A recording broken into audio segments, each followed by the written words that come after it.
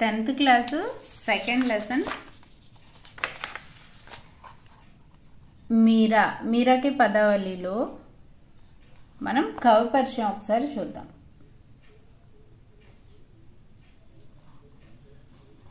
मीरा 1503-1546 आमे जीवित कालम.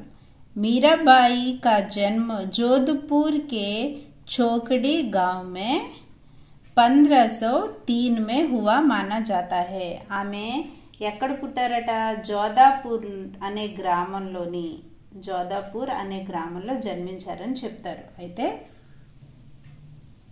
13 वर्ष की उम्र में मेवाड़ के महाराणा सांगा के कुंवर भोजराज से उनका विवाह हुआ. అయితే ఆమెకి 13 సంవత్సరాల వయసులోనే మేవాడ్ మహారాణా సాంగాకు చెందిన కున్వర్ భోజరాజ్ని వివాహం చేసుకున్నారు ఆవిడ.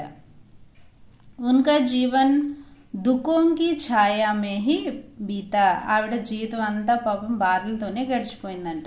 బాల్య అవస్థ में ही माँ का देहांत हो गया था. అయితే ఆమె చిన్నతనంలోనే వాళ్ళ అమ్మగారు చనిపోయారట. विवाह के कुछ ही साल बाद पहले पति फिर पिता और एक युद्ध के दौरान श्वशुर का भी దేహాంత్ హో గయా. అయితే భర్త చనిపోయిన తర్వాత వాళ్ళ అమ్మగారు చనిపోయారు. పెళ్ళైన తర్వాత కొన్ని సంవత్సరాల తర్వాత मध्यकालीन भक्ति आंदोलन की आध्यात्मिक प्रेरणा ने जिन कवियों को जन्म दिया उनमें मीराबाई का विशिष्ट स्थान है. మధ్యకాలీన భక్తులు ఎవరైతే ఉన్నారో ఆ భక్తి కాలం మధ్యకాలీన భక్తి ఆందోళన కాలంలోని మన ఆత్మకి ప్రేరణ ఇచ్చే కవులు ఎవరైతే ఉన్నారో ఆ కవుల్లో మీరాబాయి స్థానం ముఖ్యమైనదన్నమాట. మధ్యకాలీన కాలంలో చాలామంది కవులు భగవంతుడిని ఎక్కువగా పూజించాలని కొంతమంది చెప్పేవారు.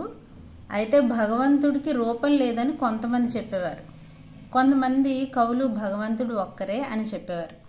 అయితే ఆ కాలంలో మీరాబాయి యొక్క స్థానం కూడా చాలా గొప్పది అని చెప్తున్నారు. ఇన్కే పద్ పూరే ఉత్తర భారత్ సహిత్. అయితే ఈవిడ ఏదైతే పదావళిలు రాశారో భారతదేశంలోని గుజరాత్, బీహార్ और बंगाल तक प्रचलित हैं. ఈవిడ రాసిన పదావళులన్నీ ఎక్కడ ఫేమస్ అంటే గుజరాత్లోని, బీహార్లోని, బెంగాల్లోని చాలా ఫేమస్ అన్నమాట. मीरा हिंदी और गुजराती दोनों की कवियत्री मानी जाती है. అయితే ఈమెను ఏమంటారంటే మీరాని హిందీ, గుజరాతీ భాషల్లో కవియత్రిగా ఈమెని పిలుస్తారన్నమాట. संत रैदास की शिष्या मीरा की कुल 7-8 కృతియా ही उपलब्ध हैं. ఈ సెంటెన్స్లోని మన మీరాబాయి యొక్క గురువు గారు ఎవరట? రైదాస్ అంట. రైదాస్ శిష్యురాలైన మీరాబాయికి సంబంధించిన ఎన్ని రచనలు మనకు అందుబాటులో ఉన్నాయంటే కేవలం 7-8 మాత్రమే మనకి అందుబాటులో ఉన్నాయన్నమాట.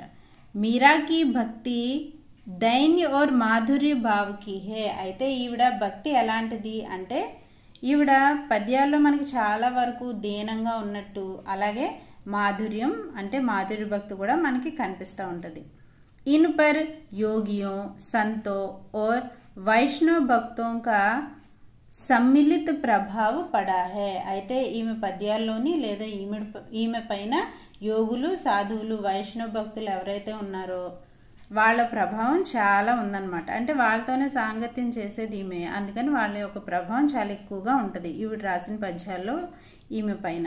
మీరాకే పదోంకి భాషమే. అయితే ఈవిడ ఏ భాషల్లో రాసేది అంటే రాజస్థానీ, బ్రజ్ మరియు గుజరాతీ కలిపి ఈవిడ పద్యాలు రాస్తూ ఉండేది. అయితే అదే టైంలో ఇంకా ఏ భాషల్లో రాసేది అంటే పంజాబీ, ఖड़ी बोली और పూర్వీ కే ప్రయోగ్ भी మిల్ జాతే हैं. అయితే ఈమె పంజాబీ, ఖड़ी बोली, తూర్పు భాషల్లో కూడా ఆవిడ పద్యాలు రాస్తూ ఉండేవారు అన్నమాట.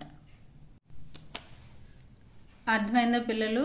మీరా గురించి మనం ఈ వీడియోలో ఏం చూసాం? ఆమె ఎప్పుడు పుట్టారు, ఆవిడ జీవితం ఎలా గడిచింది అని చూసాం, అందరినీ పోగొట్టుకుంది అని చూసాం. తర్వాత ఆవిడ ఏ కాలానికి చెందింది, ఆవిడ ఏ భాషల్లో తన రచనలు రాస్తూ ఉండేవారు అని కూడా చూసాం కదా పిల్లలు.